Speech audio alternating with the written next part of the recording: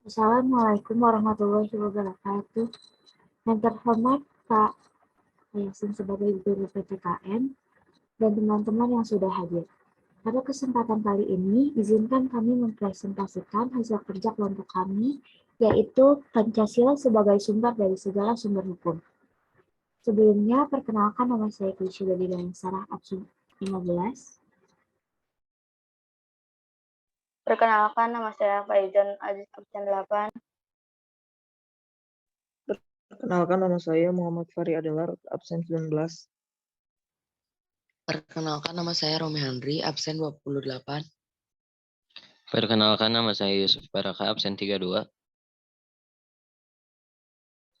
Selanjutnya, presentasi akan dimulai oleh teman saya, Yusuf, kepada teman saya. Saya persilahkan. Apa itu Pancasila? Pancasila merupakan sumber dari segala sumber hukum negara Indonesia. Pancasila berfungsi sebagai sumber hukum yang mengatur tata kelola berbangsa dan bernegara, serta menjadi acuan dalam merumuskan aturan dan hukum yang berlaku di Indonesia. Selanjutnya akan dibacakan oleh Fahri.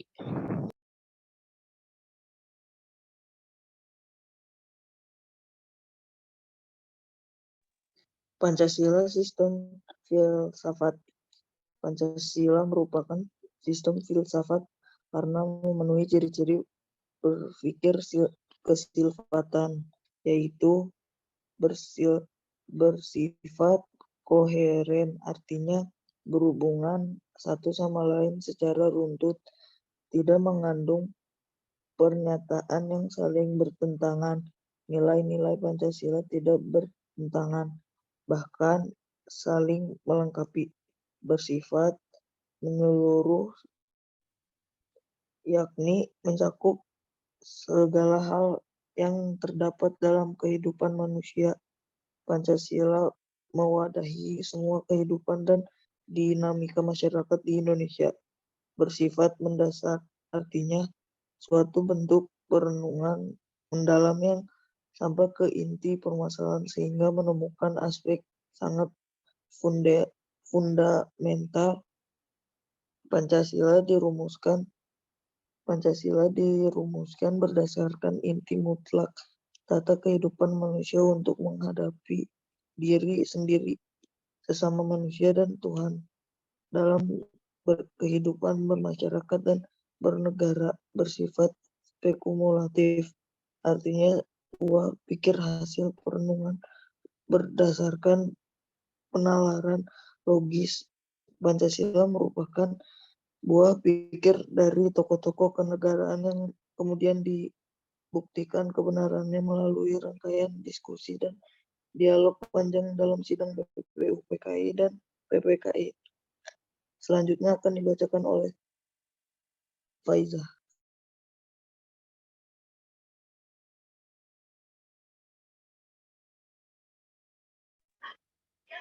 Sumber hukum material dalam sebuah jurnal resmi program Pascasarjana Universitas Atma Jaya Yogyakarta tentang Pancasila sebagai sumber segala sumber hukum dalam sistem hukum nasional.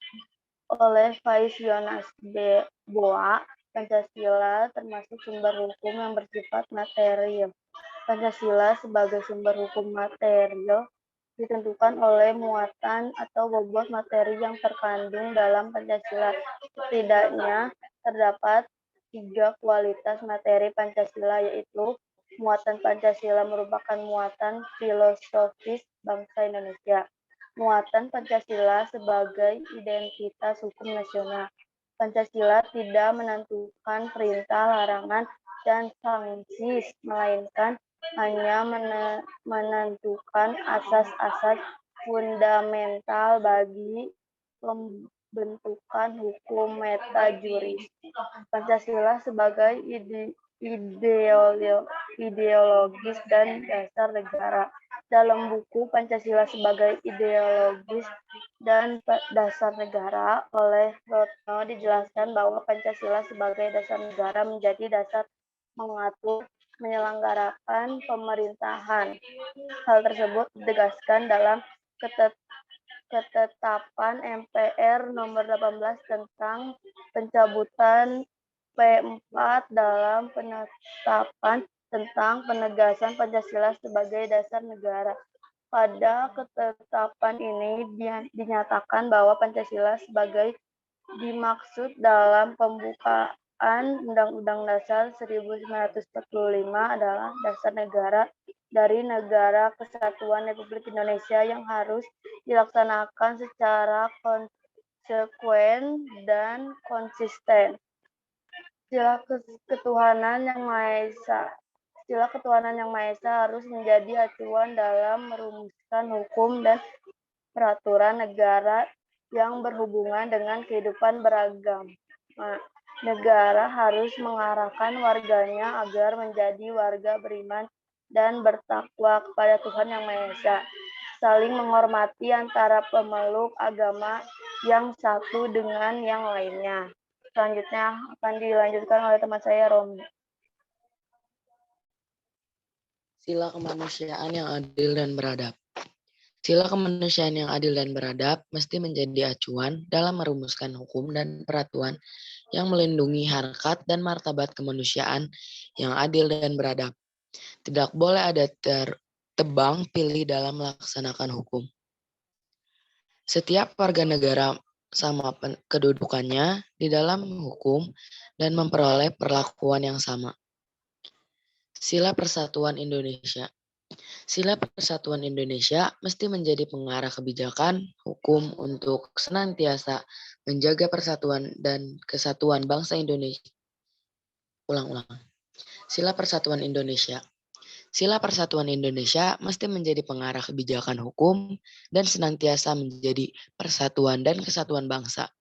Tidak boleh ada kebijakan hukum yang berpotensi menimbulkan disintegrasi bangsa.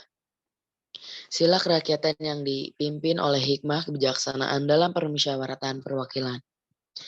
Sila kerakyatan yang dipimpin oleh hikmat kebijaksanaan dalam permusyawaratan perwakilan mesti menjadi ancaman dalam merumuskan hukum dan peraturan tentang mekanisme implementasi kedaulatan rakyat. Negara harus mampu menggerakkan warga untuk berpartisipasi aktif dalam menyelenggarakan bernegara dan berkehidupan berbangsa. Selanjutnya akan dilanjutkan oleh Keisha. 5. Keadilan sosial bagi seluruh rakyat Indonesia. Sila keadilan sosial bagi seluruh rakyat Indonesia mesti menjadi acuan dalam merumuskan hukum dan peraturan guna mewujudkan kesejahteraan sosial yang adil bagi seluruh rakyat Indonesia. Tidak boleh ada perangkat hukum yang menguntungkan sebagian golongan dan mengorbankan kepentingan rakyat. Selanjutnya, apakah ada yang ingin bertanya? Jika tidak ada yang ingin bertanya, maka kami akan menutup presentasi hari ini. Terima kasih atas perhatiannya. Wabillahi taufiq wal hidayah. Wassalamualaikum warahmatullahi Wassalamualaikum warahmatullahi wabarakatuh. wabarakatuh.